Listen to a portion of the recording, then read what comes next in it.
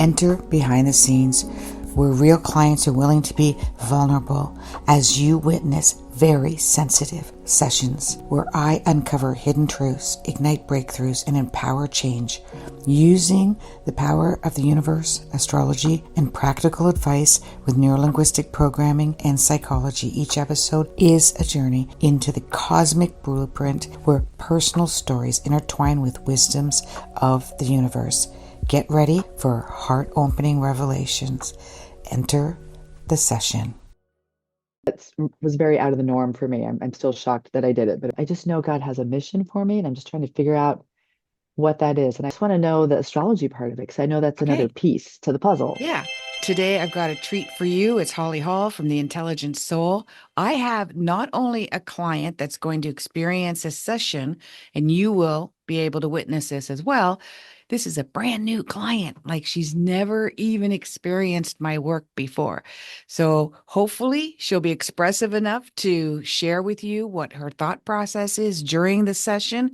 And she will also share with you a Reader's Digest version of why she wants to have this session. But basically, she wants to know what her destiny is or what her mission is in this lifetime. I welcome Susy to the podcast. Hi, Susy. How are you? I'm good. Thanks for having me. Great. Now, you know what I love about, great. You know what I love about when people ask me, what is my destiny? What is my mission? There's always a backstory behind that.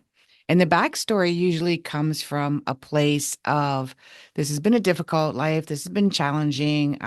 Coming up against roadblock after roadblock, and I don't understand. I'm not really landing on anything. Nothing seems to be able to sit with me. I don't feel like my life resonates with me. And so, if you could give a brief um, sort of synopsis of why are you looking for what your mission and what your destiny is? What's the backstory behind that? Well, I should start probably by saying I'm an Enneagram 1, probably a 1 to a 2, but the one, perfectionism, obviously dictates a ton of my life. And so I'm always very careful not to make the wrong move because it may not be the perfect move. Um, so I'm pretty black and white, very much a rule follower. And started off my career after graduating from college working for a pretty intense corporate company for 19 years, which I took a huge leap of faith to leave that company. But I knew that was very out of the norm for me. I'm still shocked that I did it, but it was the best decision I ever made.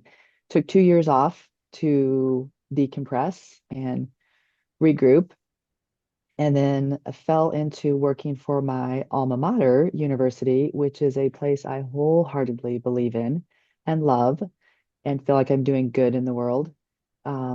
But I've also been just on a spiritual journey and lost my mom early in life. I was 27 when she died, and I was an only child and didn't have a very active father in my life. Hmm. And so I just think there's something more. I feel like there's one more thing I need to do to give back to, went from intense corporate to nonprofit, doing Hmm. something I believe, but what's one more thing that, Ties it all together. yeah, that leaves the Yeah. world a better place? And I just know God has a mission for me, and I'm just trying to figure out what that is. And I know there's signs, but I don't know that I always pay attention to them, so I have to slow myself down. So I thought doing something like this, I've done spiritual readings and I've connected with my loved ones. I have a great spirit team and I talk to them. But I just want to know the astrology part of it because I know that's another Okay. piece to the puzzle. Yeah. So just to give everyone a heads up, she has given me already a lot of information, and sometimes I don't want too much because I can see it in the chart. However, I haven't looked at her chart in detail yet at all. I haven't even looked at what the sun sign is or the moon or any of the house placements are. Fortunately, we have her time of birth so we can see house placements. And just to give Susie a heads up and our audience a heads up, if you don't follow me, you may not know that I do sidereal Vedic constellational astrology. So, not everyone understands sidereal or constellational astrology, but some people may understand Vedic astrology. And really, what it means is it's going according to where the map of the sky is now and not what it was 2,000 years ago when they calculated what's called the ephemeris, in which they thought the placements of certain, like the sun sign, would be here now.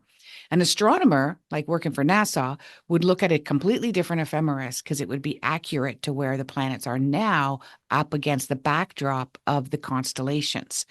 So she's gonna see right away that her sun sign may not be accurate. And the other thing is that we don't concentrate on the sun sign. What is most important is the ascendant, and which you need your time of birth for that, and the moon sign.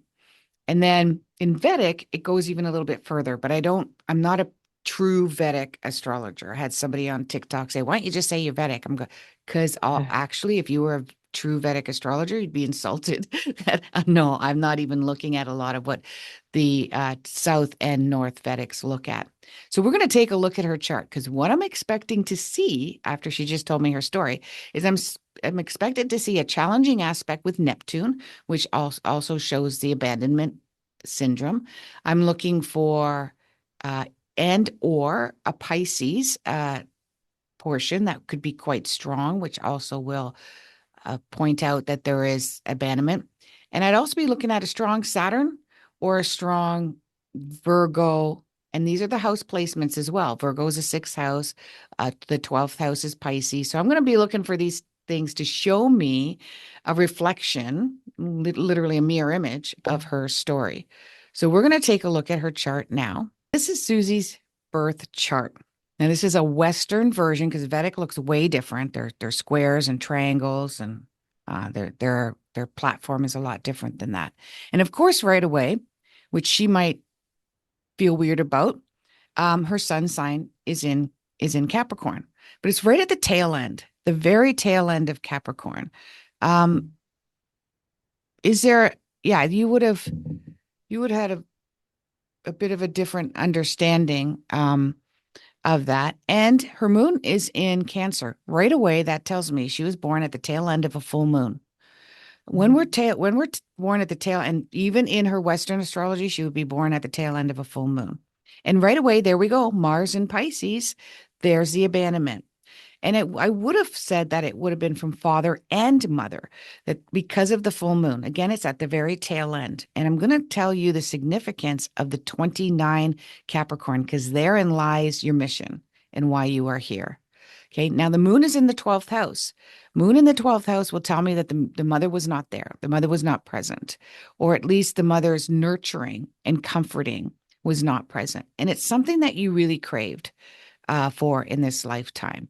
And yet, here you have a Venus in Sagittarius in constellational astrology. And the Venus in Sagittarius is telling me that you also love your freedom, specifically Aquarius and Mercury, too. You love your freedom. You like to have your voice. Your very free speech is extremely important to you. And also the freedom to educate yourself the way that you wanted to. So, as a child, not only the issues around with your mother and your father, but also the school system would have been frustrating and uncomfortable for you because it didn't really give you the freedom to explore the knowledge that you would have preferred to explore. So, for instance, if you were not well versed in history or you didn't care about history, you'd be like, "This is the most boring class ever. I'm getting restless. I can't sit still." But if you're engaged in a subject such as philosophy or or even some technology, which might have happened more in your going to school after secondary school, then you would have thought, okay, this is interesting. I like this. I can see a future, me using this in my future in one way or another. And I find this quite engaging. And yet there's another side of you that is very laid back, serene, quiet, shy, reserved, love your privacy, love your own space. And those are the two sides that would have had a hard time working with authority. So then authority started with your father and your mother, and then your teachers. The school system is an authoritative platform or institution. You just wanted to grow up, really. You might have felt like you grew up too fast, but you really, as a young child, you just wanted to get on with life and grow up and have an adult and have your freedom to choose your life the way that you wanted to choose. Does that resonate with you so far? Yes, I always thought it was because of being an only child, I was surrounded by adults, but yes, totally. Yeah. It would definitely, you kind of placed yourself in that scenario, in that story, in order for you to be forced to be autonomous and responsible and reliable and to know what it's like to be mature and to be self-managed and self-governed. It's something that you wanted. You've already established that in other lifetimes.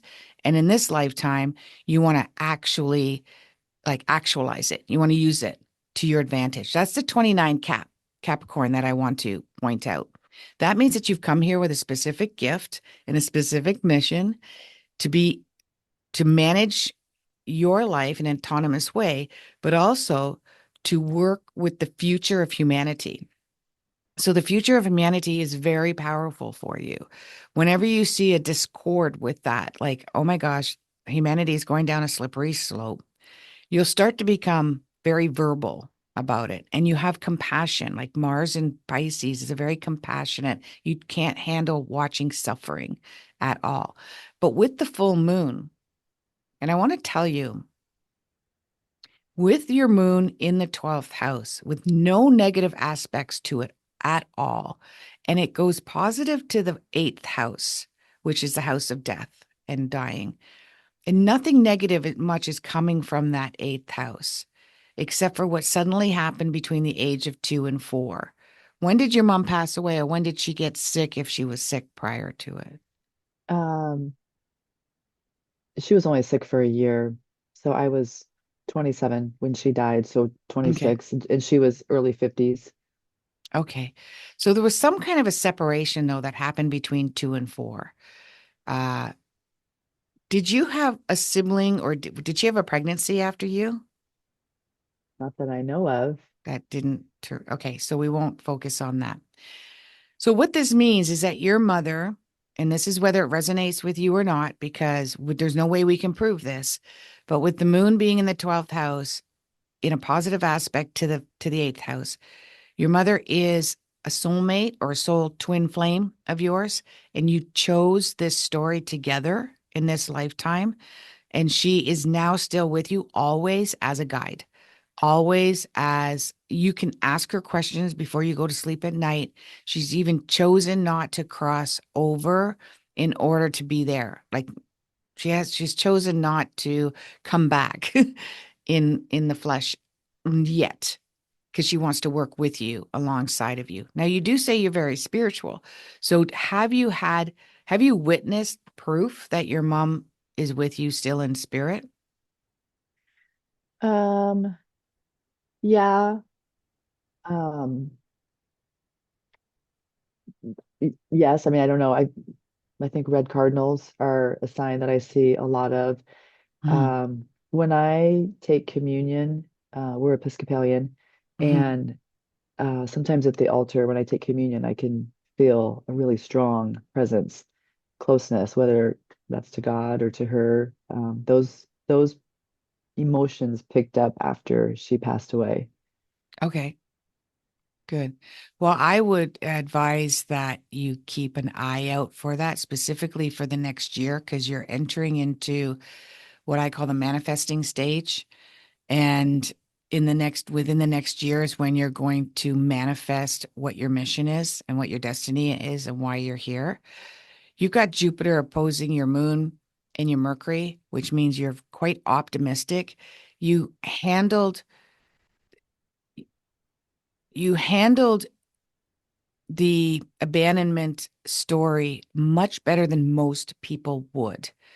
And I'll tell you the reason is because even though mentally you did not, the story just played in your head over and over and over again, feeling like you were robbed of your own personal growth to have a different relationship with your own mother in the future. You felt like you were robbed of that. If I were to mature, even though you're very mature for your age, I could have had a different relationship with her. But know that this was a story that you guys had written before you came into this lifetime. And with the Jupiter opposed, your optimism, even though I'm not discounting that it wasn't a very painful experience, but your optimism has always gotten you through. Your faith is probably the best word to use, has always gotten you through.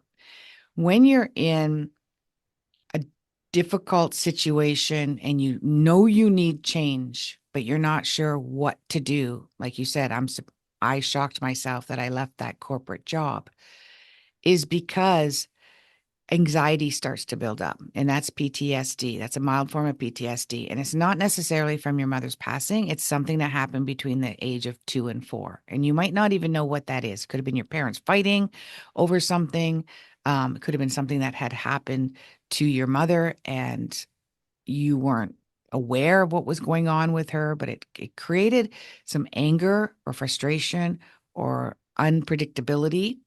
And so whenever there's change that needs to happen, the unpredictability of what's on the other side of that change, like once you make a decision, what's going to happen, creates such an anxiety for you that it's really difficult for you to make the change. And so that year that you said I went from corporate, that's a great place to anchor, like and it was the best thing that ever happened to you. I'm sure you didn't feel that way right at the time when you were doing that. There would have been an enormous amount of anxiety around it. However, anchoring onto that experience is something I would do for the rest of your life. Like every time you're afraid of change, because change is going to be happening for you in the spring of with your career, that will happen to you, for you. It will come to you. You don't have to look for it. It's something you've been manifesting since I'm going to be looking at the ephemeris now. Started in March of 2024. So you're dreaming about this, you're manifesting it, you're wanting to have a specific type of mission or career in this lifetime. And then it's because you're doing that, it's actually going to show itself to you yeah, it'll be April, but very prominent in May. So you want to take a look at any opportunities that happen in April or May that are completely outside of the box and be your goal orientated. And your goal orientated is backed up by a solid concrete plan. And when you manage that, you're very tied to those plans that you create. So for instance, micromanaging what you want your goal to be. You want to be careful with that because you can get lost in it. And then the universe or God or your mom or your guides, they can't work with you because you're stuck on the goal and you're not willing to be flexible around it. So if the more flexible you can be, when that date happens, April and May, somebody might invite you to go to a conference and you're like, I am so not into that kind of stuff. But you'll be like, okay, Holly told me this time frame is when it would happen. So I'm going to go. I'm going to just grin and bear it. And then you meet someone that you would have never met before and you strike up a conversation and it's a game changer. Now, charity is exactly where you should be, but you want to be careful that because what happened where you worked before, it became very political. And I don't mean political like who's the president, who did you vote for? Just Right. within the company, it was very political. Does that make sense? Yes, it does. And that's Okay. accurate. Okay. When you left your corporate job, it got so entrenched with this political dynamic going on there, the fear started fading away because the fear Mhm. of staying became more fearful than the fear of leaving, right? Does that Yes. make sense? Yes. Yeah. So, in that situation, how much earlier would you have left if you didn't have fear? Yeah, probably 5 years prior. Right. Okay. So some people might say, oh my gosh, she wasted 5 years of her life. She could have done it 5 years ago. But what did Yep. you learn in that 5 years about yourself? You learned that I was making a decision based on fear. And I'm going to try not to do that anymore. You need to be self-employed or you need to be in a position where you're a consultant. You need to be in a position where you're in a management position where you're able to navigate the structure of wherever you're working. Future of humanity. So wherever you see suffering, wherever you see specifically children suffering or mothers, okay, because it's the moon in Cancer. So we got the children and the mother. That's the energy of the child and the mother. If I were to ask you, is that in your life right now? In your philosophy, where do you find that humanity is suffering greatly, in which if you could make a difference, what would that be? And I only want you to pick one because you're very all encompassing. So you could Yeah. probably go, where do I Yeah. start? Yeah. Right. But I'm going to ask you to pick one. And it doesn't have to be this company, this job, this hat. It's more around, I want to help children that are come from abuse. I want to help people that have addictions. That's another fascination for you as well. And what's the first thing that pops in your head? Growing up, I always thought I wanted to be a teacher, and somehow I got off that path. And one of the things I've been thinking about is doing something with teaching or going back and doing something with just preschoolers, little kids, so I could have a positive impact on getting them off on the right start. So that's what's been in my head. Um, Now that's not so much suffering and No, that's good, um, sir. That's exactly what but I want to hear. but Yeah. that's what I have been thinking about is how do I go back and just shape these beautiful little minds before they get out and get so. So are you happy with the way the education system is now? Do you feel that if you became a teacher and you went into teaching, grade one or two, let's say, would you want to change the system while you're in there? Or would you be at this? I love the way the system is, the curriculum. I'm going to be a teacher. I'm going to follow what they tell me to do, and I'm going to try to help these little kids. You're a visionary. If you could change the educational system, what would you change that would help these young minds that you Ooh, struggled with when you were younger? I don't know. I just think they need more love and attention. And I think a lot of our teachers are getting burned out. And Yeah, so coming in as an older person who, good point. it'd be my last career where I've seen everything, I've been through a whole lot of crap, and maybe that stuff won't phase me. No, that's You know, brilliant because a what vision you of what I said to need to me, change. yeah. So what you said to me is you want more compassion and caring and nurturing for the children in school. So I would take a look at what does that look like? Do you think they need to learn more mindfulness? Do the teachers need assistance? Think what would you put in place that would make a child feel like they're cared and nurtured in the school system? I think when you said mindfulness, that makes me smile because I think anything with mindfulness and yoga and breathing and calmness, that's something that I think needs to get instilled in everybody. And you got to start when they're young to learn that. So that's my other passion. You just hear that teachers are fleeing the profession all the time, and that's Yeah. sad. And it's a profession that is crucial to the future of our world, and they Yeah. get paid the least and respected the least. So yeah, that's the injustice I see. You could start your own school. And I'm not talking big. If you could start, at the basement of a church and have 20 kids or 40 kids, kind of like a group homeschooling situation where parents would be involved and maybe some teachers who would like to make a little bit more money because it would be paid by the parents. What does that sound like for you? What's funny about that is our church, I was on our stewardship drive. We just did a big campaign to remodel our church, hoping that we could get a school in there. And we have not been successful at doing that yet. Okay, So I have the place. good. Um, This is what remote viewing does. So the universe or source or I'm remote viewing will give me a story. I don't see you doing that by yourself. I see you doing that with another teacher under the curriculum of the homeschooling curriculum. The church, that's all going to happen for you in the spring. I wouldn't give up on that. We're in a Mercury retrograde right now. It literally started today, and we're going to be there until about mid-December into January when it goes back to it's called the shadow side.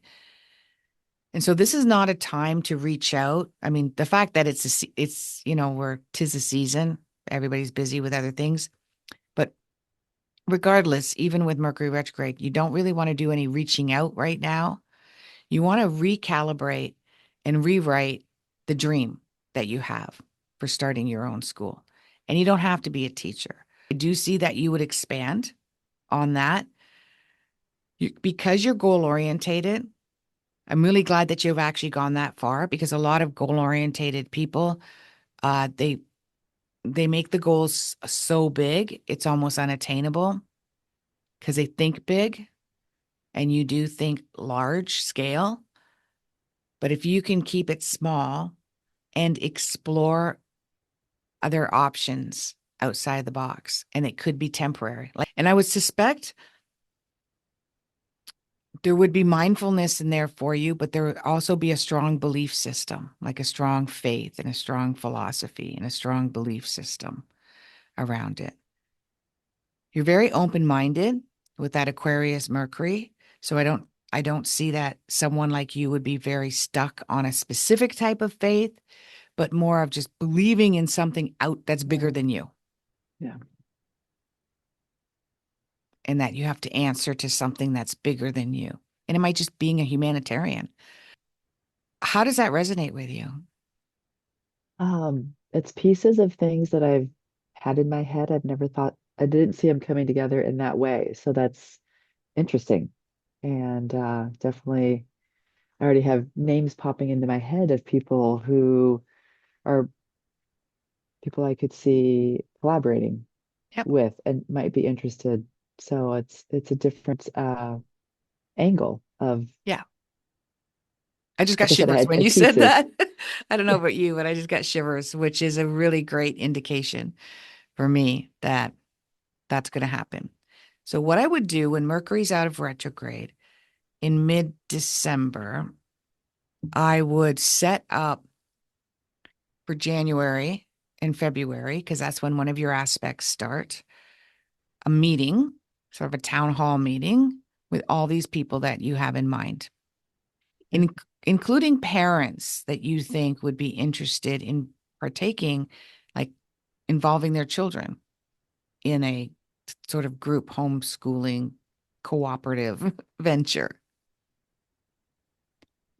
So right now, because you've got a management mind, I would draw up a business plan around everything that you have to do to make this happen. If you have to contact your local government to see, you know, what the laws are there around the homeschooling. I would even look at your local homeschooling groups. There's a lot of people that homeschool their children. They belong to groups so they can have social Mm, activities together and they support yeah. each other. You can contact them. They could come because they will have a lot to say about, the curriculum and how to follow the curriculum. And maybe they break rules, maybe they make rules, that type of collaboration. And that should, throughout the year, you've got this 1 year cycle with Uranus up until March of 2026. It'll be complete. Yep. And that is your mission, your destiny. Because Uranus is involved, expect it to take some twists and turns. Okay, Uranus is going to come in and go, I'm going to throw you in another direction. Oh, wait a minute, going to throw you in another direction. And the next one around that, let me just get my ephemeris up again to take a look. So the dates are also May and June. So the fog that you're in right now is going to be lifted after the literally after the 6th of February. So still expect that I'm being idealistic. This is unattainable. I'm really confused. I'm not sure which way to go. You got a part of your personality that's Sag, that's a visionary, that's really interested in the future of humanity, is also scattered. So that's why I want you to do a business plan because you need to hone in that visionary and get her focused because she can be people that think really big outside of the box can also get scattered. They squirrel basically. Oh, look at over here, Yeah. right? And it's probably contradicting because you're going, Holly, you're telling me I'm going to be skewed off in all these different directions with Uranus hitting, but you Mhm. can still stick to a goal and be. So, for instance, you might be focused on the church, and that's all that you want is this church. This church is going to be the be all and the end all. And then all of a sudden, somebody comes along and says, you know what? I know this other building, and the rent is pretty cheap, and it's easy to get to, and it's got a backyard. And you'll be like, no, I want the church. I've been working with the church. You want to take a look at those opportunities, and that would be in May of 2025. Okay. And then the next one would be the end of December of 2025 and the beginning of January of 2026. And they're all going to be abundant and lucrative financially. So that doesn't mean somebody hands you over money here. Here's a enough money to start your first year. It could be as simple as somebody saying, I've got some space for you. I won't charge you anything for 6 months while you get yourself going. That type of thing. That's like money in your pocket, really. Yeah. It's very similar, right? So a lot of times when I tell people this, they're like looking for cash kind of proof of the abundance in a cash form. So yeah, Okay. this is your year. Well, that's exciting and interesting and scary. Let's focus on that. What is the scary part? Is it a feeling or is it a thought in your head? What It's probably a comes? thought in my head. Okay. Yeah, it's the change aspect. Um, yeah, just change. So Like I said, when, it took me too long to make the last change, and I overthink things. yeah, well, you're over, yeah, because that's that goal orientation. So you have a job right now, right? Yes. You can still do this while you have the job right now. For now, just the beginning till it overlaps, right? It's going to overlap. Yeah. If this is your mission, if this is your destiny, as soon as you start that round table of grouping these people together that are already popping in your head, it's just organically going to happen. That's It's what I going to, need.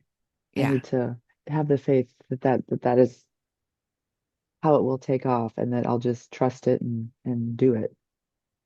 yeah. You will micromanage anything, no matter what the situation is, by default. That's who you are. You've already can see, you already envision what it looks like. It's just a matter of getting all the other people that have been waiting for you to show up. And Okay. they will, like you're already thinking of people. So, what I would like to do is in, let's say, June, let's say 6 months from now, I would like us to have a quicker live reading and see where you're at that point. Okay. Sounds great. No pressure. No, that's probably a good hold my feet to the fire. Yes. Yeah. And all you have to do is reach Yeah. out to those people. There's a side of you when somebody has a strong Capricorn in their chart, which you do, there's a side that feels like they don't want to go in with all four paws until they know they're dedicated to this. If I'm going to go into this, and that's that freedom side of you too, is you want to sort of a scapegoat. Like, what am I getting myself into? This is heavy. This is really, I'm going to be responsible for all these people that are going to get involved. Try to take that drill sergeant and put her or him aside because life is not permanent. Everything is about change and growth. And if you dictate your actions by by bringing that drill sergeant into the picture who's saying, if you're not going to be 100% accountable, then don't even start. Don't listen to that because then you'll never Okay. start. You just won't. Yeah.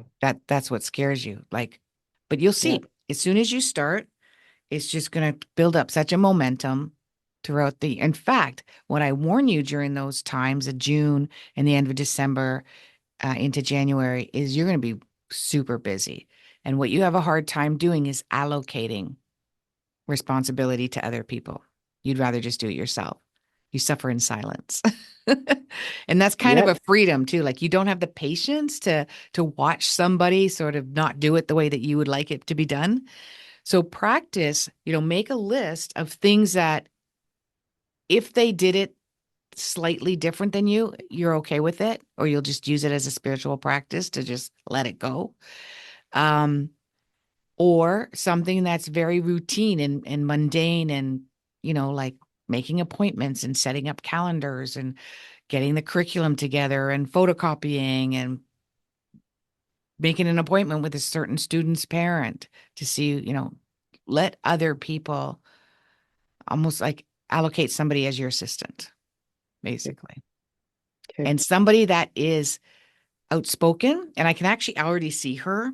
She appears to be kind of short to me, very, very short, small person. And it's like somebody who can see your calendar, who's sort of your assistant, and she will point out, you know what, I can do this, I can do this, and I can do that.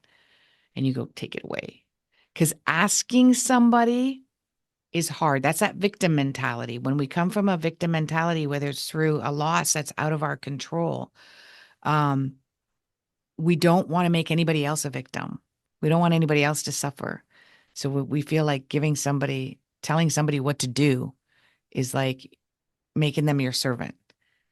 So you need somebody who will point out, look at all the things I can do this week for you. I would get the birth dates of almost everybody that you want to work closely with and or you do the Enneagrams, take a look at what that is too. So just you have a heads up. It's not like you're going to give them the boot, but you get a heads up of how they work, where they work well, because you're good at that, at placing people where they work well. And then you're going to bring in a mindfulness coach. I've got a client in New York. She literally has her PhD in mindfulness. And this is what she wants too. She wants to be a part of creating a curriculum that helps children with mindfulness as well. So I'm sure she's not the only person out there like that. Yeah. Yeah. That's awesome. There you go. What, you found your destiny and your mission right now? Do you feel like that's the Well, answer? so many pieces fit into the things that have been. I mean, as I'm trying to figure this out, I'll see something and be like, is that it? Is that what I should do? Is that it? Maybe this is it. And it's like I just want to grab at things versus let things percolate up. But all these things are the things that have been in my head for a while. Hmm. I didn't know how they came together. Is it to go into the school system here in Lincoln? Is it to just substitute teach and get a feel for things? Is it go back to school for whatever the short time frame I would need? Um, do you see that at all? Do you see I have to do any more formal training, or do you think it's surrounding No, myself with people who already have that? no, you don't need any formal training. You've already got formal training. Did you take psychology or My consulting or mind, counseling? my minor, I was business with a psychology minor in college. Okay, shut up. So your major was business and your Uh-huh. minor was psychology. Yeah. You're starting a business. That's what this is. Yeah. On the psychology of how children are suffering in the school system because they don't have that piece in it. You know, Mindfulness is just a softer version of psychology, isn't it? Yeah. The A softer newer approach. version. Yeah. Yeah. Yeah. Yeah. Yeah. That's full And circle. That well, feels good yeah. to I think of mean, you that. could you could look at Freud and go, okay, the academic of psychology and psychiatry is more concrete, but then you can look at Jung and look at his version of psychology. It is much more around mindfulness and what do you dream at night and Mhm. all of these other. Yeah. So let's take a more Jungian approach Yeah. to what you want to do in the school system. Sounds good. Okay, Yeah, this was great. A good. nice compliment to the things that I've done with Kara. She's also said that my mom is very strongly with me and Okay. following and helping, and her and my grandmother. Mhm. Um, I think it's interesting your comment about not coming back in the flesh yet. That piece and Kara's piece too of how we choose our souls choose where we're at. Thank you, everyone, for listening. May all your dreams come true. May the stars be with you. Namaste. I love the fact that you're open, that combination of having the freedom to think outside of the mainstream box right now. Because some of the stuff he talks about, was very common at one time, mysticism and Yeah. Sufism, and looking at spirituality and guides and angels and whatnot. And bringing that, like blending the two together, that's why you have such polarized personality traits, because you're wanting, and why you're born on a full moon, wanting to bring that together. Your North Node is in your eighth house, and that the eighth house is also the eighth house is the house of death, the house of psychology, the house of fears, fears based on your psychological, reaction to life. And Neptune is going through the eighth house right now. So, and you're you're going to be aware of the psychology and the loss um, that other people are going through, and you're going to find yourself having to. It's going to feel like you're defending your vision, but it will be more that you'll have to give them reassurance of what their fears are. So if they have fear of, I'm a Christian, but you're bringing in this mindfulness stuff, I'm not sure if that fits with my belief system, you're going to find yourself having conversations about, and I would encourage you to use that Jungian Freudian analogy that Okay. we can bring the two together. Thank you. I Thank you. appreciate You're all so of your welcome, time. Susy. I hope this helps everyone else to understand how I do my readings, how I pieced everything together and wrapped it up in a tiny, tiny little bow on the box. And if you actually remember at the beginning, I had mentioned that you've got things scattered all over the place and you just want to bring them all together. And that's what I said right near the beginning. And I think that's what we did. So everyone stay Yeah, tuned, because I think we're going to be looking at talking to Susy in about 6 months, and she'll have things at least started. The foundation will be there. awesome. Thank Sounds you. good. You're welcome.